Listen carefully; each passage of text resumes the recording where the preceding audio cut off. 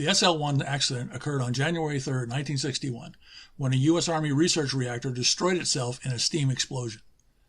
There was no atomic explosion despite it being a uranium reactor. What happened, how it happened, are known. Why is still a mystery. As part of the Cold War in the 1950s and 1960s, the U.S., with Canada, had set up a series of high-powered radar stations in the Arctic to get as early a warning as possible of a Soviet attack over the North Pole. That's the shortest route from the USSR to the U.S. This was known as the DEW line, Distant Early Warning. You might think satellites could have done this job, but satellites with real-time data of launches were not available until the 1970s, the late 1970s. These radar stations were manned, so needed heat and electricity to operate. The normal source for this was diesel electric generators. The problem with them is that fuel has to be shipped up to these distant radar stations regularly, and that's a dangerous job for the air crews to do that in Arctic conditions, and that had to be done to every radar station. The U.S. military theorized that they might be able to replace the electric diesel generators with a small nuclear reactor that would not need anywhere near as much maintenance and would not need fuel deliveries, that the uranium core would last 3 to 4 years with minimal maintenance, and the risk to air crews would be greatly diminished. At the time, there were a whole series of electric power reactors under development to see if they could be used for a variety of mostly military purposes. Some were large and wound up being used to replace civilian electrical power generation, and some were small for smaller issues, for example, in submarines. Small reactors had a different set of problems from large reactors, so that's why this research had to be done. Stationary Low Power Number 1 reactor, or SL-1, was built under the supervision of the Army and the AEC. It was built in a place that was thought to simulate the conditions that might be found in the Arctic, and that was at the National Reactor Testing Area in Idaho, 40 miles west of Idaho Falls. So a quick aside about reactors. There are two kinds of basic reactors. One is a boiled water reactor that sends steam directly from the containment vessel to the turbines. So there's no intermediate stage. It just leaves the core area as steam and goes to the turbines and then comes back. The pressurized water reactor generates steam, but that steam is used to heat another set of water in a heat exchanger. Both kinds of generator are used in civilian power generators in the United States. Nuclear-powered satellites don't use either of these mechanisms, but that's a whole nother Megillah, and I ain't going into it here. So SL-1 was a boiled water reactor. The reactor had a series of safety systems, various moderators, boron-10, the water itself, and of course, control rods. One thing you should always remember about SL-1 is that it was a research reactor. Okay, this was a prototype to figure out what kind of reactor they could make that would fulfill the specifications. So you might think some things were done in odd ways, but it's because they were trying out things. So a little bit about SL-1 specifically. The vessel holding the core in the water was a cylinder 14.5 feet tall with an outside diameter of 4.5 feet.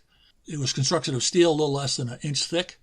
It could stand a pressure without failing of 500 degrees Fahrenheit and 450 pounds per square inch of pressure. That was well above the specifications of normal operations and most abnormal operations. The top cover was 8 inches of steel and had special fixtures to allow the control rods to move up and down under the control of motors. There was special shielding added for the people who had to stand up on top of the reactor to attach and detach the control rods from the motors, and shielding for people standing around the outside of the reactor was 16 inches of compressed gravel all the way around, which is about a third more than the theoretical requirement. The reactor could produce up to 300 kilowatts of electrical power and 400 kilowatts of heat, which was well within the specifications. The reactor had 5 cross-shaped control rods, 1 in the center and 4 around the outside. The layout of the rods meant that the central one, known as rod number 9, had the most effect on reactivity. Rods 1, 3, 5, and 7 could affect the reactivity of the core. Rods 2, 4, 6, and 8 were dummies that had sensors and instrumentation in them so they could observe the reactor's operation. SL-1 went critical, that is to say, with a controlled chain reaction, for the first time on August 11, 1958. The reactor was hooked up to a turbine to produce electricity for the first time on October 24, 1958. In December 1958, it was run for 500 hours straight with no difficulty. In July 1959, it was run for 1,000 hours without difficulty. Otherwise, it was run from 1 to 6 weeks continuously before being shut down for maintenance, repairs, and changes in instrumentation. At the time of each of those shutdowns, the procedure that we're going to talk about was performed without difficulty. Very few problems were discovered and were noted in the logs. On December 23, 1960, SL-1 was shut down so the staff could celebrate Christmas with their families. They returned on the 27th of December and performed the year-end maintenance, which involved the lowering of the control rods from the mechanisms. And they also installed additional sensors inside the reactor, and the proposed startup time was on January 4th, 1961.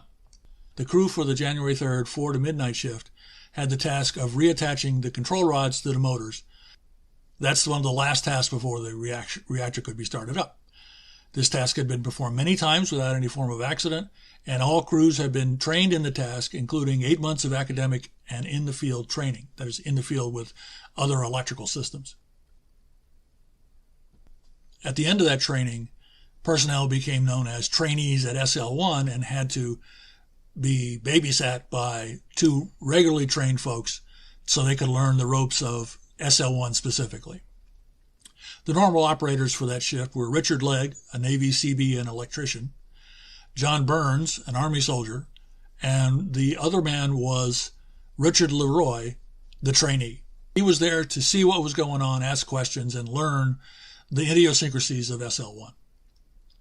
These men were the only ones at the site. Remember, part of the research is to find out how many men do you need to run the reactor safely. So currently it's 2 guys and then the trainee. The connection task is complex but not difficult. You had to raise the control rod a few inches, attach a C-clamp so to stay up in that position, attach the motor to the control rod, and then lower it back down so that it's ready to go for later. When the attachment process began, all 5 control rods were in the full down position. The first attachment was for rod number 9, the central one. At 9:01 p.m., something went wrong. Really wrong. We know the time because the fire alarms from the fire station near SL-1 rang. Now that station was staffed by well-trained firemen who knew about the nuclear tests being done and were trained in how to deal with radiation, which turned out to be a big help. Next time, so we'll talk about exactly what happened, and in part 3, what happened afterward, and the lessons learned from this reactor excursion as it is described in the literature. Bye-bye.